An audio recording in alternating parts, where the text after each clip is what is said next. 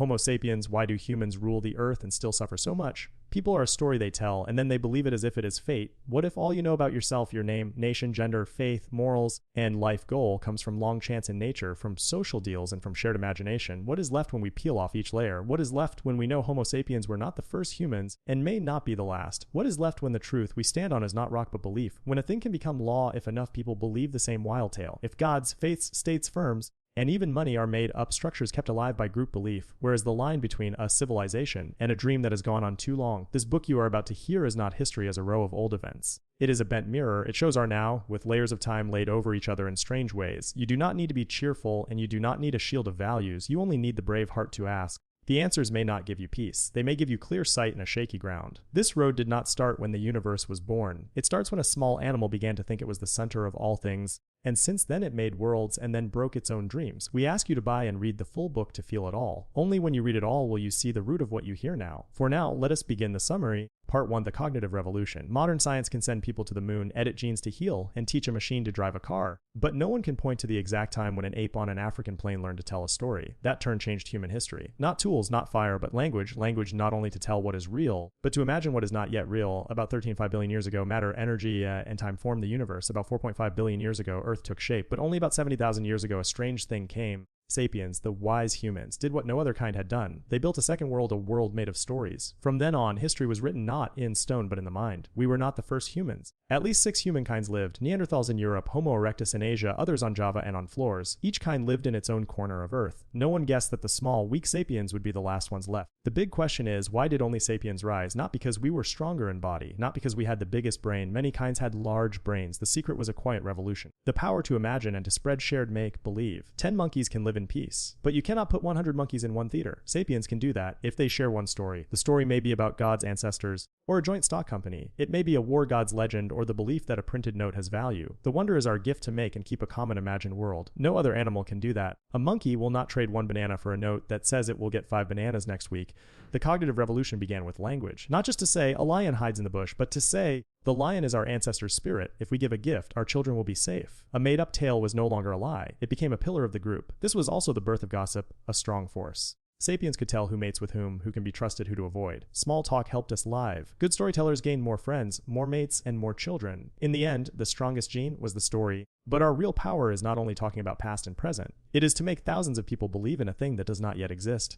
Then they build tribes, faiths, empires, based on things you cannot touch. Without myths, no states. Without legends, no money. The power of Rome, of Islam, of Google, of the dollar. These are made by stories many people choose to believe at the same time. This made sapiens more flexible than any other kind. We could work with strangers, build complex groups, and change with no need to wait for slow body evolution. A wolf needs thousands of years to turn into a dog. Sapiens needs one night to change a belief and wake up a new person with the news story. We left Africa, spread to the Middle East and Asia, then to Australia, so fast that other humans there could not adapt. Wherever we went, the land broke. We burned woods, hunted animals to death, and then told stories that our ancestors gave us this land that once belonged to other kinds. In Australia, giant beasts vanished. On Pacific Islands, big birds died out in a few human lives. Sapiens did not just tell stories, we rewrote nature with our minds. This is our special, if troubling, power. Do not paint hunters and gatherers as pure and kind. They did not live in peace with nature, as many think. They killed, they set fires, they erased species. But they lived in a world where belief and real things mixed, where gods and animals walked the same path in the forest. When you see that what binds millions of people is not genes but stories, you see our modern world with new eyes. Borders, faiths, stock markets, none of these are real like rocks. They live because we agree. When belief shakes, an empire can fall. What makes Homo sapiens is not simple truth, but our power to take fiction as if it were truth. We are not just smart animals. We are animals who believe in what has not yet happened. That is where every story starts. We have no diary from a day of hunting 70,000 years ago. No photos, no emails from the first sapiens, but bones, ash, and stone tools tell another tale, the spread of humans like a force of nature that could not be stopped. When sapiens reached Australia about 45,000 years ago, it was not just moving house. It was a bioshock. Giant animals that had lived for ages died out within a few thousand years. Giant kangaroos, marsupial lions, 3-meter birds, all gone. Not a space rock, not melted ice. People with spears and the will to live. The same happened in the Americas. People crossed the Bering Land and brought spears and tubers, and a trained mind that could set traps for mammoths and wipe out big hunters. Again, the New World's giants vanished. The wild world you think is natural is in truth a graveyard built by sapiens' steps, but not all moving was ruin. With loss came new making. People learned to live in forests, deserts, swamps, ice, and sea. They made tools, learned from beasts, and, most of all, made many stories to explain why they were meant to be there. A tall stone was not just a roof. It was a place touched by a god. A night hunter was not just prey. It was a holy sign of the clan. From here, early myths were woven. No church, no holy book, but rites, signs, and spoken tales passed from old to young. Every step in sand, every mark on cave walls was a line in a great song with no letters. Imagination was power and a map to live by in chaos. In a world with no writing, no money, no state, how could tanes, hundreds, even thousands hunt together, share food, and guard each other? The answer stayed the same: stories, blood oaths, rain rites, ancestor rules. Not law on paper, but law etched in minds through ritual and custom. A feast shared food and renewed trust. A night of stories gave joy and laid the base of social order. There was no hard job split like later farm life. No pro-storyteller job, because all could tell. A 10-year-old could stand and tell of a god, and elders would listen if the tale moved hearts. In that world, imagination was not a toy. It was real power. Strangely, even with large-scale teamwork, Sapiens kept very loose groups. A band could break and make a new band in days. No city to trap them. No fields to guard at all cost. They stayed because of trust made by words and memory. From this came a bold result.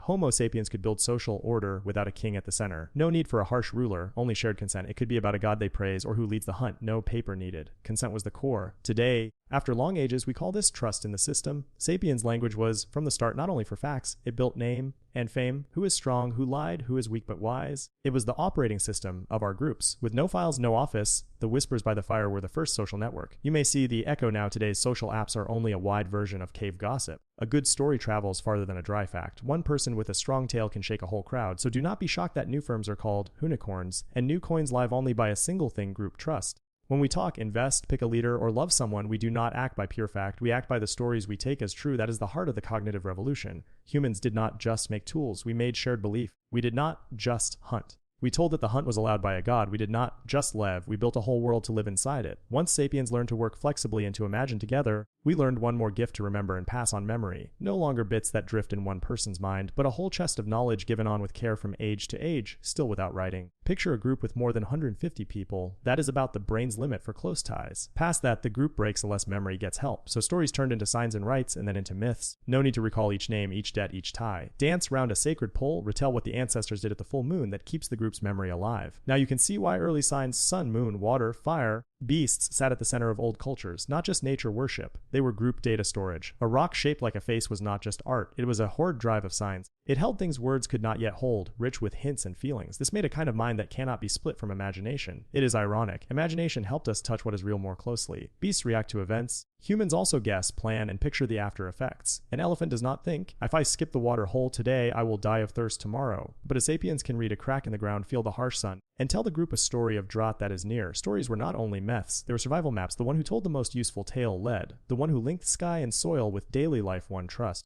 So power first came not by strong arms, but by the gift to link people with words. In some groups, people were shamans, sacred tellers, keepers of the ancestors' memory. They did not farm or hunt. Their role was to keep the group's mind system. Without them, things fell apart. This was the first sign of an organized spirit, life a group held together by shared belief in unseen things. And in that process, art was born. Cave art was not only for beauty. It fixed shared memory. You draw a deer not only because it is nice, but to make others recall it moves with the seasons. You carve the sun not only to praise it, but because the sun marks sowing, ancestor days, and life cycles. If someone asks, how do you know? You tell a story. That story will live longer than any one life. But imagination can also give birth to illusions. Some groups began to believe their blood was higher, that they were chosen, or that a land was theirs alone for holy reasons. These beliefs, though not based on fact, could decide life and death for thousands. One sapiens group could wipe out another because God gave us this land. A hard truth appears, a strong story can kill. No other kind has caused as many extinctions as sapiens. Not because we are evil, but because we can join hands under a myth. A tribe that believes we are chosen will hold together so tightly it can crush all who do not share its tale. From caves to war fields,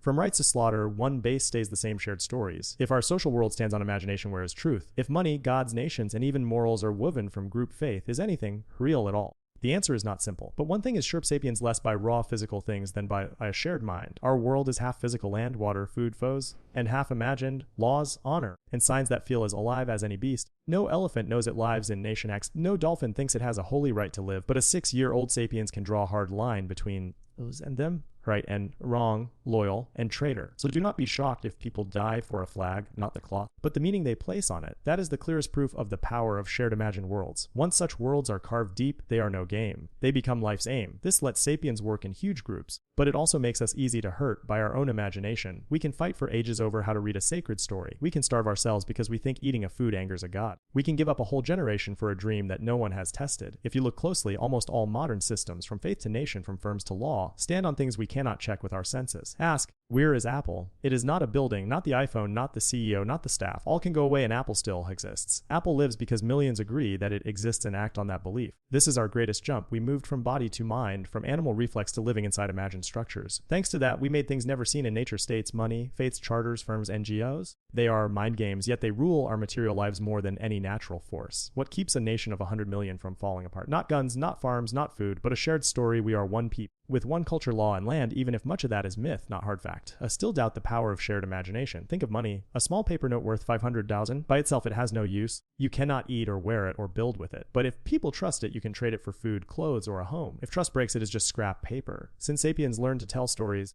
the world has run not only on biology, but on symbols. Crosses, crescents, brand logos, state seals, these are pillars of mind-made structures, and most of us never doubt them. We live and die, love and hate, in a world where physical truth is only one part. That may sound scary, but it is the base of all big human inventions. Without shared imagination, no schools, no world trade, no justice. What makes sapiens special is not tools, crows use sticks, not language many animals talk, not teamwork, ants and bees do it. It is our gift to make and believe in things not real, and then build the whole material world on top of those unreal things. We are not victims of imagination. We are its makers, the actors on our own stage. A scientist may work on genes not for genes alone, but because he believes in scientific truth. A lawyer defends a client because she believes in the rule of law. Both work not for things they can hold, but for unseen ideas that weigh a lot. Where is the line between myth and real? That is where the cognitive revolution peaks, living in two worlds at once, objective things and shared imagined things. We do not pick one world. We move in both at the same time, as if it were natural. This was not just a brain jump. It changed how we see the world and each other. As groups took up different imagined worlds, the gap between them grew. From blood ties and clans, we moved toward splits based on myths, signs, and speech. One group said, we are children of the sun. Another said,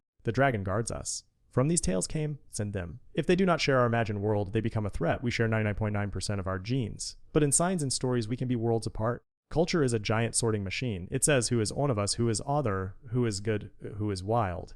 And all because they carry a different tale in their heads. This split is both fuel and risk. It gives us wide variety in customs, art, and thought.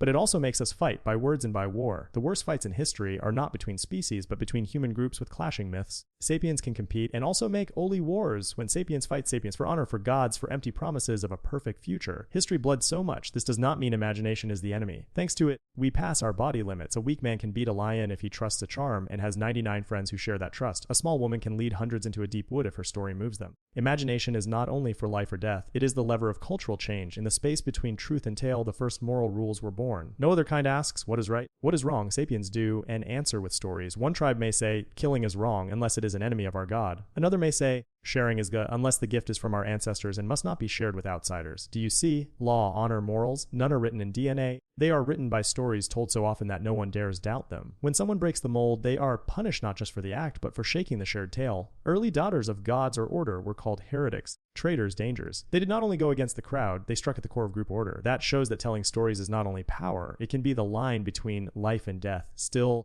some brave people kept asking. Thanks to their question, society changed. One myth fell, another rose. Belief died, new belief was born. Nothing lasts forever except the human skill to tell stories. Over time, the tales grew larger, no longer about one clan or one village, but stories that could cover a whole land. Then came big ideas, civilization, nation, human rights, free market. These are super myths, fine, careful tales that millions, even billions, can share without knowing each other. Thanks to these tales, we built complex systems, world courts, the United Nations, stock markets, banks, the internet, things not found in nature. No animal joins a global trade talk. Sapiens do, because we live inside many crossing stories. The strange part, these stories do not need to be true. They only need to be believed. A legal code need not be perfect. It needs consent. A money note need not have gold behind it. It needs trust. A grand ideal need not be logical, it needs to move hearts. Shared imagination is not just a human trait, it is Earth's global operating system. Each nation is software, each faith is a user interface, each politics is code. We users are both the product and the coders, physical truth is the base. But imagined structures shape how we live. To know humans, you cannot study only biology. You must study history, the change log of shared imagination. Stand in an old market or on a modern street and feel the same flow, a crowd of strangers acting like one nervous system. They do not know each other.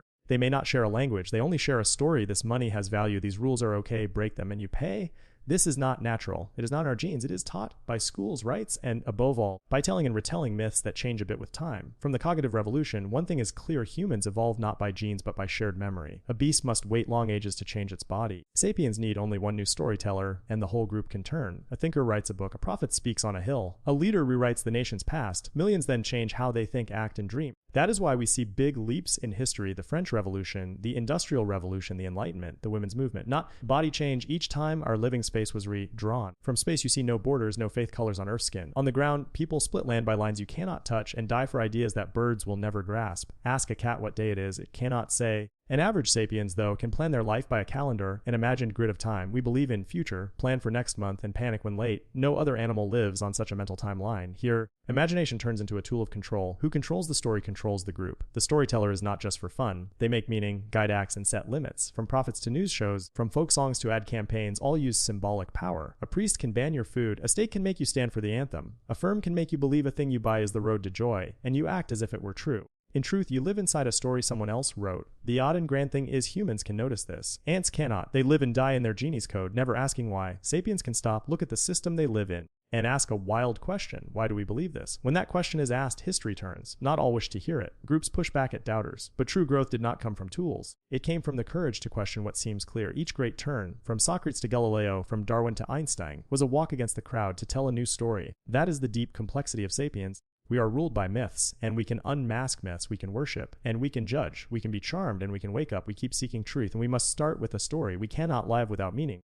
Meaning comes not from biology, but from culture, from shared imagination. Sometimes a story grows so strong it stops being a tool and turns into chains. When stories harden into dogma, when imagination is put in a box, people build stiff form system faiths, harsh rule, laws you cannot question. They get afraid of their own imagination. They repeat instead of create. This starts the age of institutions, stories made into walls that guard power. The storyteller becomes the ruler. But the cognitive revolution did not end there. There are always odd ones, souls who will not yield. They write new stories, soft or bloody, but always to push past the old frame. Thus, human history did not climb in a straight line. It spins in a coil of stories: tell, believe, act, doubt, break, and tell again. You see that humans alone can make many layers of real at once. One layer is the physical world. One is the social world. On top is the imagined world. A lion sees prey, runs, bites, eats. A sapiens can pause and speak of the holy meaning of the hunt, of rights to do before it, and of a curse if someone breaks the rule. A plain act of life gets wrapped in layers of signs. These wraps help groups live long past any one person. No one lives forever, but myths can live for hundreds of years if you retell the tale your elders told. You pull a long thread that ties past to now. No other animal can weave that thread. The cognitive revolution was not just new thoughts. It changed time's role. Before, humans lived and now, like other beasts. With stories, we live with the dead and the unborn. We raised shrines for those gone. We taught moral lines to those not yet here. We began to plan far ahead. Once we could picture future, we could accept pain now for later gain, fast, or in some next life. People would skip a meal today to build a house for tomorrow. Fight today so children may know peace. Sometimes we die for a thing that is not real, like freedom, justice, or a nation. From here, another turn came. Imagined structures began to make real life, not just reflect it. If enough people believe someone has power, that person gains real power. If millions believe in a god, that god, though unseen, gets real force in society. So truth and fiction are no longer pure opposites in the human world. A thing may not be real, yet still work. No one has seen human rights under a microscope, but they restrain states. No one can touch market trust, but if trust dies, whole economies fall. If you call these things illusions, you miss their strength. A private illusion is one mind's toy. A shared imagined thing, like money, law, or morals, is a group product. As a group, it can be stronger than nature. A storm can wreck a city. A line of code can crash the world's markets. So story is not fluff. It is the engine. Who holds the engine can drive the world. From early shamans to modern politicians, from singers to great writers, from prophets to brand strategists, all share a job, architects of shared imagination. The story that wins is not the truth. It is the most believed, not truth, but group trust. That may make you unsure. But it is also why we can dream, and only humans can dream together. Part 2, the agricultural revolution. If there is one story humans keep telling, in books, in dreams, it is the story of farming. People praise it as a golden turn that saved us from wildlife, but the truth, like all big myths, is more mixed. About 10,000 years ago, in a rich belt from the Middle East to India, some people saw that seeds, when put in soil, would sprout, grow, and make more seeds. No need to chase, no need to roam. They could stay, sell, harvest,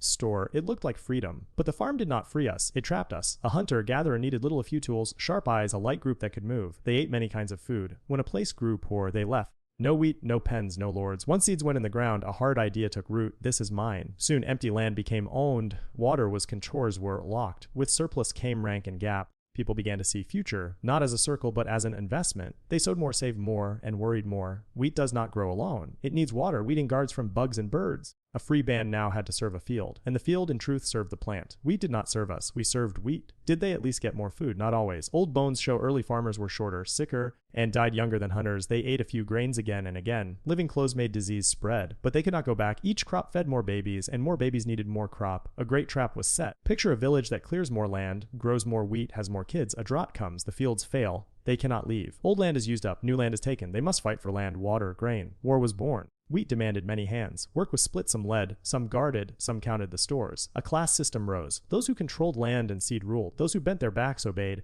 To keep this order, they needed a new story. The story could be, the god gave our clan this land. Or, our first ones broke this soil. Or, this is the natural order. Once the story was believed, ranks felt right. It was no longer seen as unfair. It was fate. Power did not always need force. It needed faith. Old groups had been held by memory and care. Now large groups were held by rule, duty, and rank. A farmer no longer knew the names of all around him. He knew the landlord, the taxman, and the pain if he failed to pay. Surplus did not end lack, it made new kinds of lack. Villages filled the granary beyond need, but did not share. They kept, they traded for power. The first grain store was not only food, it was a sign of property. Who holds the store holds the village. To keep peace, government formed. At first just a band who said they could guard the store and the gods and stop chaos. In return they took tax. The flat circle of the old band became a pyramid. And when a pyramid is built, the base cannot see the top. People told new tales to make the layers feel natural. The god chose the leader. Each person has a fixed place. Stories were not for fun now. They held people in place. It was not that people were foolish. Choice was thin. If you were born in a farm world with fields, seasons, and tax, you could not just walk back to the wild. You could not feed 6 kids on wild fruit. You could not fight a whole village with 1 stick. You could not fight the god the storytellers had made holy. So you sowed, you paid, you prayed, and taught your children to do the same. Seeds lay not just in soul, but in minds. A deep result of farming was private property and family lines that passed land down. In the moving life, property was light. A spear could be left. Now land got marks and records and was passed on. A new thing came the clan or house. Not just blood, but an economic and social unit with a name, a plot, and holy ancestors. A child was born into a box whose child, which line who would, what rights. The free animal called sapiens was squeezed by social order, built of grain, fear, and the dream of full harvests. Many thought this was progress because farm life felt stable. No more chasing herds at dawn. No more fear if the forest had fruit. There were fields, stores, calendars. You knew when to sow and when to reap. It was a safe loop, dull but safe. So people said, we advanced, our wild elders were less civil. To settle's wise, they raised temples, carved stones, and wrote names in rock to say, we did right. Still, a doubt livid, why did free, strong, quick people choose hard-bound lives? Maybe they did not choose. Maybe they slipped. They sowed once, and the slope pulled them down. Once on the farm path, the bonds grew tighter, round by round. People did not only plant crops planted people. To serve the crops, we pulled in animals, not as friends, but as tools, ox to plow, sheep for wool and meat, horse to carry, dog to guard. As we ruled beasts, we began to see all life as means. A new ladder formed humans on top, other life below. Before, sapiens were just another kind in the struggle.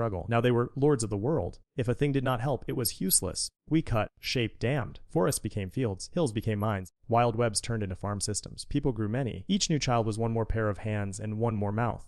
Farming pushed birth up. Roles split by sex grew harder. Men not giving birth worked outside more. Guarded fields took ownership. Women tied to cycles and babies were pushed inside and lost power. Old, softer lines became hard law and ritual, often backed by force. New lies were told and retold. Men lead by nature. Women are born to care and obey. The poor deserve it. The rich are blessed. Say it for long enough, and it feels normal. To run big groups, writing was needed. First writing was not for poems or deep thought. It was for grain counts, taxes, and people lists. The first clay tablet did not sing love. It said, Aos B 3 sacks and 2 sheep. Words, the high flame of our mind, began as chains. Readers and writers gained huge power. They kept the books, marked the land, timed the seasons, and became the arm of rule. A new class rose, people who lived by words, clerks, priests, scholars, above those who lived by hands. If farming brought peace and plenty, why did unfairness show up at once? Because farming did not make life better. It made it more complex. In that maze, those who could count order and tell the right story won. Farming changed our tide of time. In the wild, time flowed with sun and seasons. No clocks, no hard deadlines. With crops, time became a wheel, sow, reap, store. Late by some days and you starve.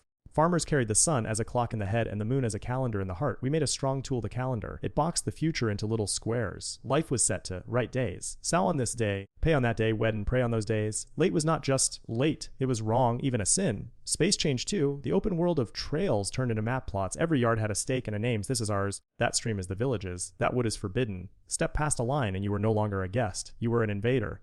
Mine became a core moral code. When time and space were locked by wheat and calendars, The mind also shrank. No one dreamed of far lands. Great campfire tales of long hunts faded. New tales were of seasons, peglets, fences, small fights. Yet in that tight frame, humans built huge spirit works, tall temples. Giant gods, deep scripts, poems, music, faith, and thought. When the body was penned, the mind burst elsewhere. The farm age set two paths side by side, more control, rank and order, and at the same time, big blooms of art and spirit. If someone tells you farming saved us, ask, save from what and at what price? Maybe freedom was just a new kind of jail, told in the soft words of rice and the promise of a safe tomorrow. As fields spread to the horizon, as grain rose so high stores needed more floors, as people grew so fast no one knew the names next door, a new need came.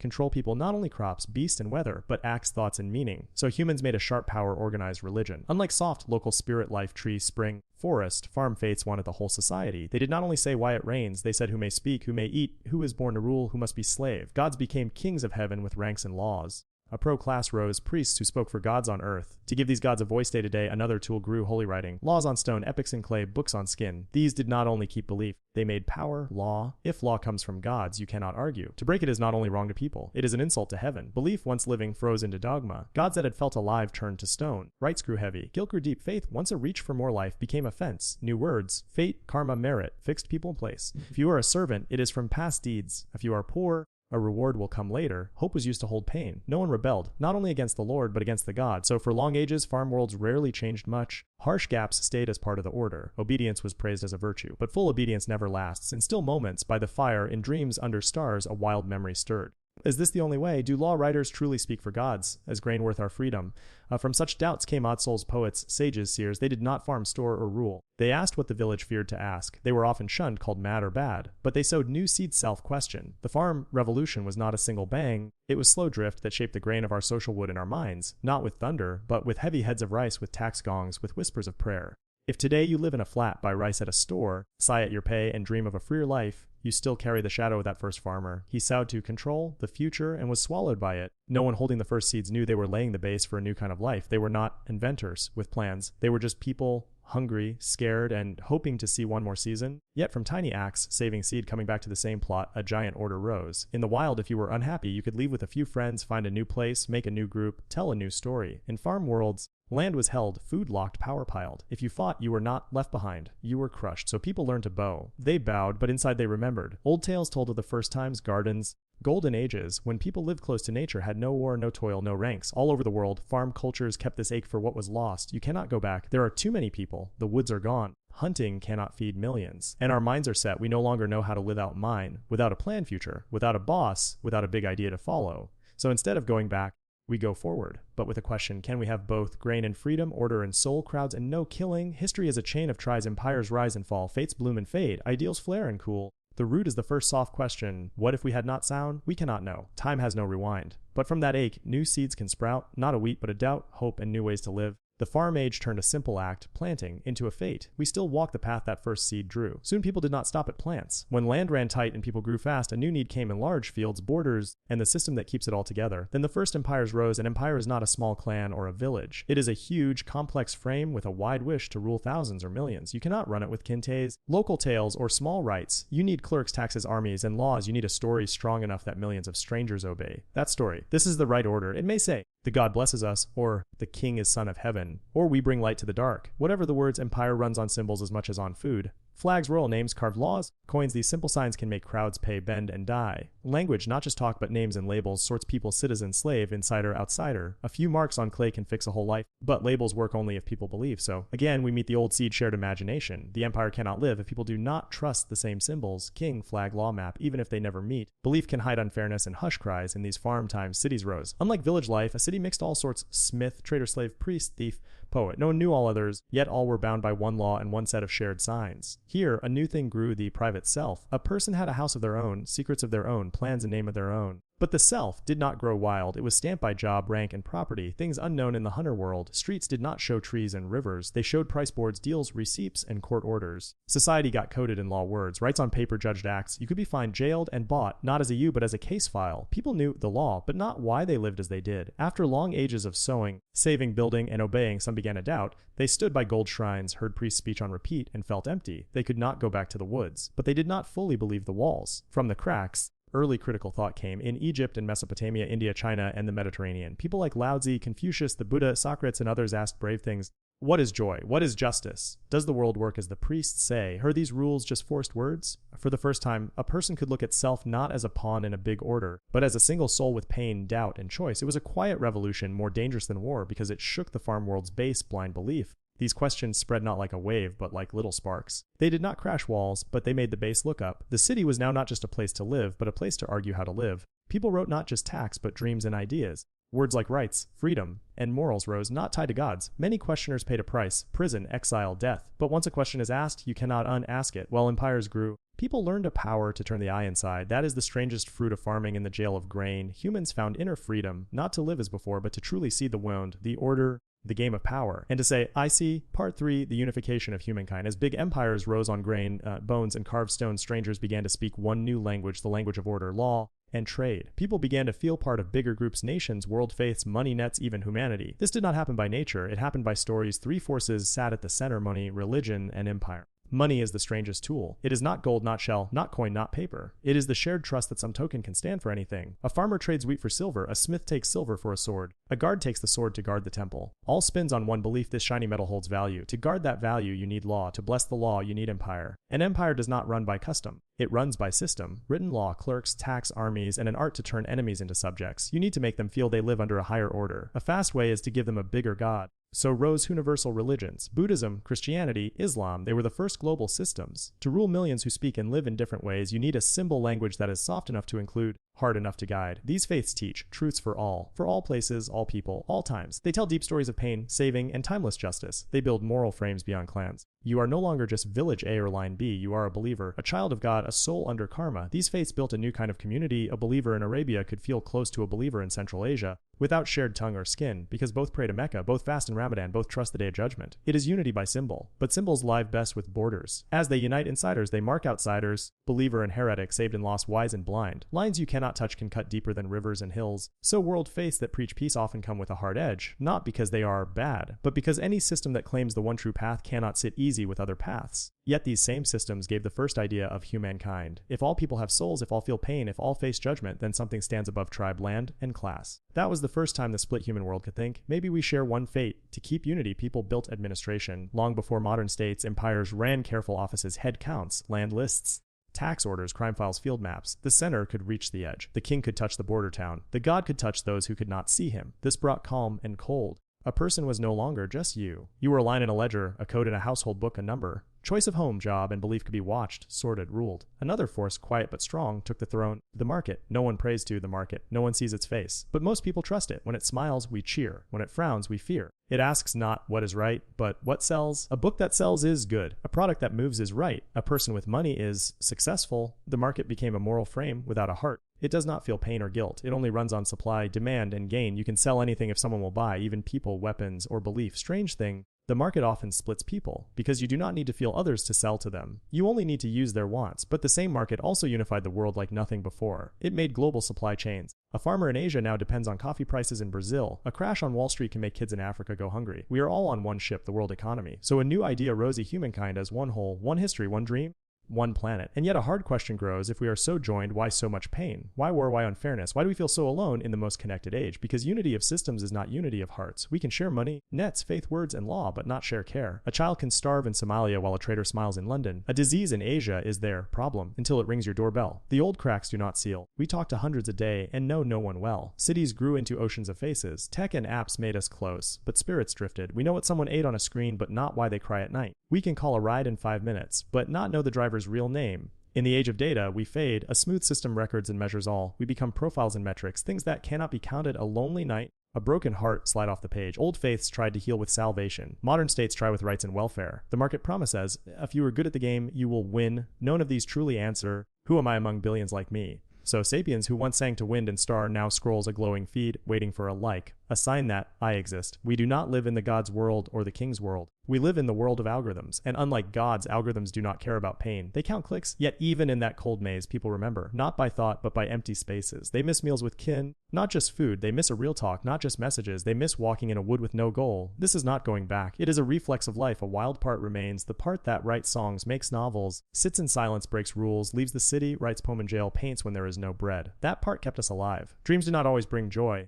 A dream of a better world can make one think all who block it must go. Many empires believed they brought light to dark places. They called conquest civilizing. Under such holy, works lay forced loss and quiet ruin. Many did evil without thinking they did evil. I just follow orders. This is justice. This keeps order. Shared imagination grows and single souls forget to judge for themselves. At such times, some step aside and ask, why this empire? Why this god? Why obey if it hurts others? Small questions can shake big walls. Reform and revolt return again and again, not from love of chaos, but from the fact that some people dream different. Each final system, one god, empire, nation, market, human rights, was once sold as the last word. Time shows none as the last. At their peak, each makes its own counterforce. History is not a straight line up. It is a maze. Each bigger asks for some to be given up. Each world order hides a new kind of disorder. In the 21st century, unity grew even more. Not empire or nation now, but global nets, the internet, climate, AI. A click in New York can shake a bank in Athens. A tweet can spark marches in many cities. A code change can end millions of jobs. We are tied to all, and no one is truly in charge. Unity is not control. It is shared risk. We move from small bands that trusted trees and stones to a world of unseen things, estates, money, rights, firms, markets. Yet we still cannot agree on what is true. In theory, truth is what happens, what can be tested. In our story world, what people believe beats what happened. A worthless coin with trust can run an economy. A fake ancestor myth can build a nation. A wrong prophecy carved in stone can fuel centuries of blood. Unity stands on shared imagination, not hard rock. Shared imagination is our highest skill. Without it, no law, art, faith, or science. But who controls imagination controls the world. So symbols are guarded like treasure. Burn a flag and you are not just burning cloth. You hit the holy key to the group mind. In the app age, anyone can publish a story, blog, video, feed. We face a new state, one world tied by wires, but no shared truth. A billion private worlds inside heads. We live in the era of the I brand. Each person a small show, and yet each eye is chained to how others see them, likes, follows, rates. We walk a hall of mirrors, many images,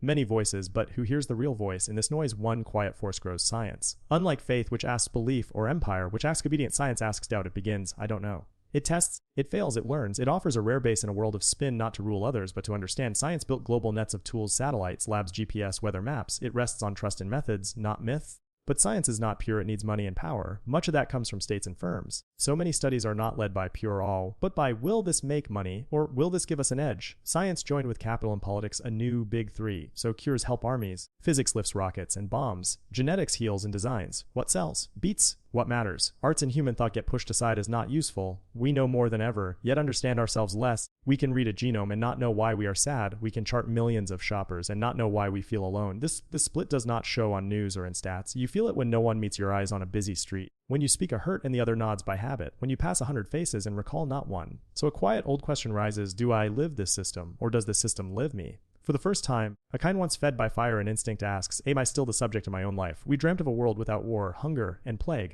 In some ways we are closer than ever, but as old pains fade, new ones grow, unseen. Quiet, hard to name, we no longer starve, yet always feel we lack. We are not beaten by guards, but are bled dry by goals and compare.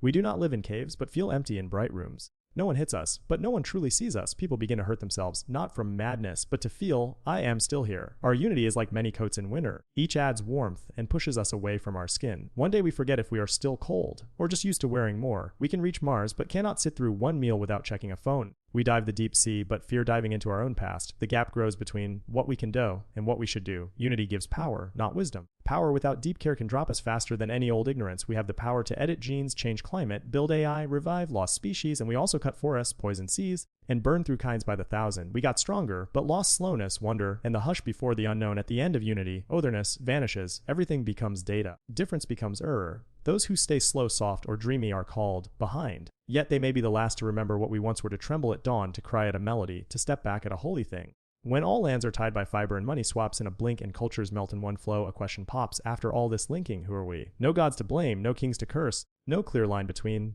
and them. We look in a mirror and see not a face, but a cloud of choices, hurts and hopes. We tamed fire, water, earth, metal, beasts, and plants, but the hardest to tame is the self. We map the world there to avoid the fog in here. Maps help for a time, but the fog stays. In the end, we must look within. We find not a strong, sure self, but a wandering animal who once shook before a lion, cried at a lullaby, and felt there is something bigger than words, worth living for. Maybe that is why, in a world of global nets and digital cash, humans still will not drop art. We still tell stories, write poems, make films, and say what a spreadsheet cannot hold. These useless things are our last free space. The long arc of unity rests on one fear of being split, left out, lost. That fear pushed us to imagine a common world. It did not need to be true or perfect. It needed our shared trust, enough to raise cities, write charters, and save a child far away. That trust, fragile but real, is what makes Sapiens different. Not stronger, smarter, or kinder, but able to believe what has not yet happened, and to make millions who never meet cry bow and rise together. Unity is not a finish line, it is an open road. We are a draft with no last page. We can still dream of a world where unity is not sameness, where difference is not a threat but a wonder, where we link not just by wires but by trust, share not just data but quiet, and stop to hear grass grow after rain. Part 4. The Scientific Revolution. No trumpet, no throne, no falling temple. The scientific revolution began in silence when someone looked at the sky and, instead of praying, asked,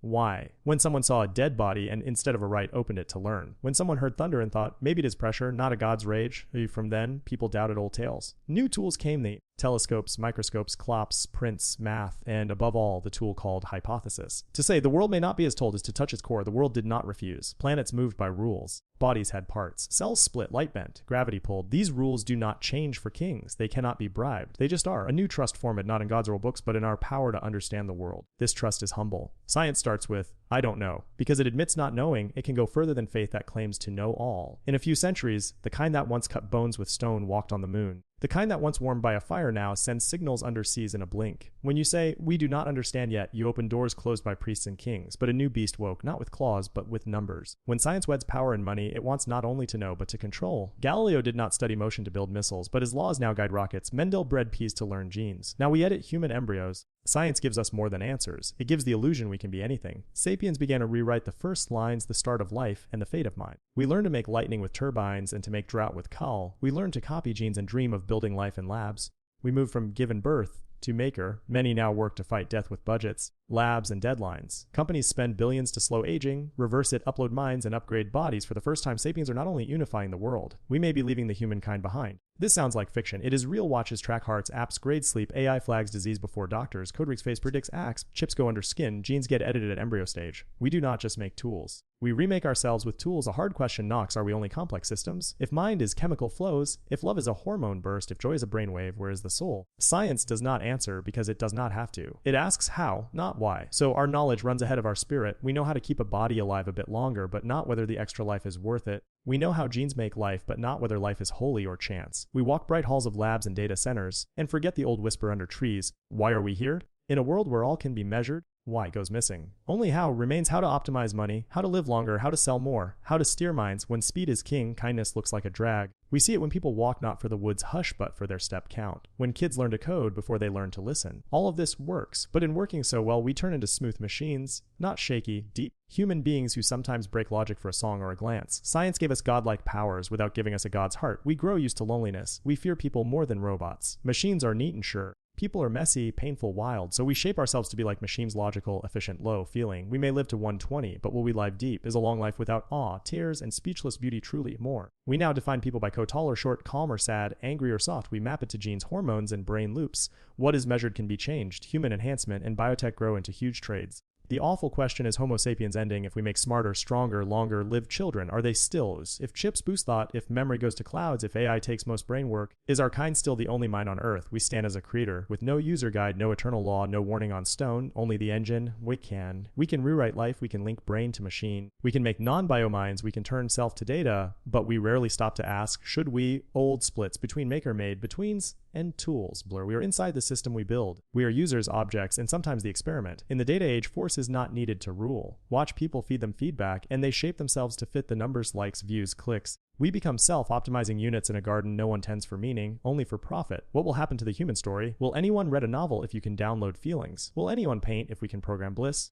Will anyone risk love with all its pain if an app can match and hormones can be tuned? Part of you will say, less hurt. Another part whispers, but what is real then? Science can free us from hunger, plague, and early death. It cannot promise to keep the fragile parts that made us human, the cracks, the errors, the stumbles, the tears no one saw, the root of art, faith, thought, and care. We freed Adam power, but not ourselves from the thirst for power. We can trigger dopamine, but have not learned to sit with sorrow. We can replace jobs with AI, but still cannot answer the worker who asks, do I still have worth? At this fork, our kind faces a choice of evolution. We can use tech to deepen humanity, more kind, more whole, or we can use it to throw humanity away. Both roads look open. This is not like Copernicus flipping sun and earth. One new step now can flip the meaning of human. When all is possible, what keeps the human at the center? Old history was a tale of our place in the cosmos. Now that we can weigh photons and when we can back up minds, that tale breaks. We thought unity would bring peace. It brought new worry. We thought knowing would free us. It tied us to nets we cannot manage. We climbed high, and no one taught us how to stand there. On that peak with data, power, and the keys to life, one gift remains that a machine does not have the power to choose not to act, to pause, to not optimize,